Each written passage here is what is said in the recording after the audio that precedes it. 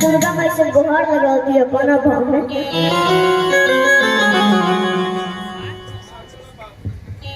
हमारे श्री शेखर बाबू, हमारे शशि बाबू के चाचा जी की तरफ से नन्हे मुन्ने प्यारे को 500 रुपये का पुरस्कार मिला है और आने वाला सितारा यही बनेगा। और आइए हमारे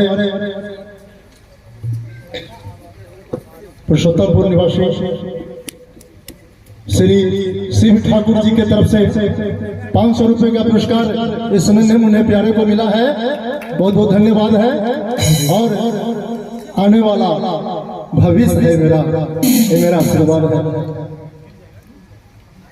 आप सबका आशीर्वाद ऐसे बने हैं। एक औरत का पति फौजी बारे और बॉर्डर पे गए बारे, बॉर्डर पे जंग छिड़ जाता तो औरत अपने दुर्गा माई से गुहार लगा के अपना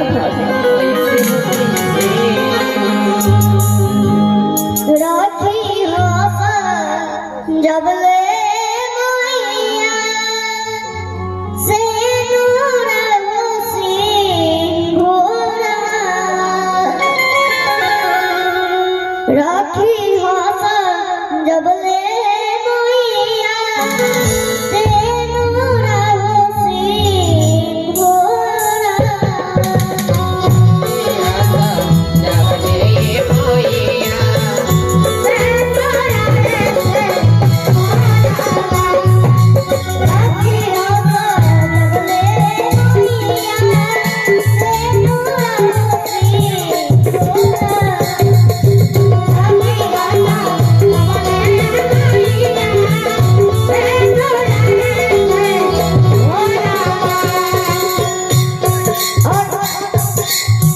जब लोग